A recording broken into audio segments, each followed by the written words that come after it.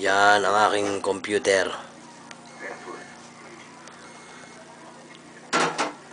Ayos ano?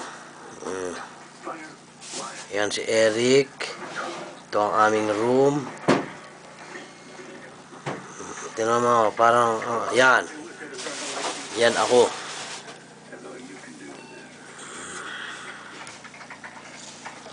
Yan. Dali. Na dyan. Ito ang aking locker.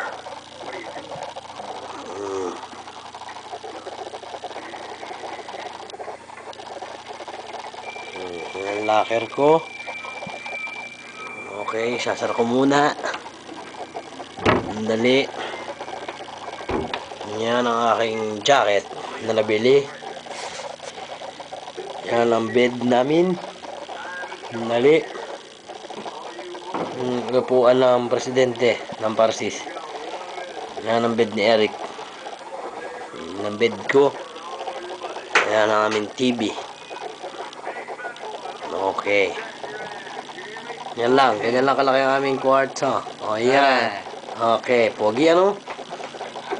O, yan ang aming relo. Okay. Alright. Okay.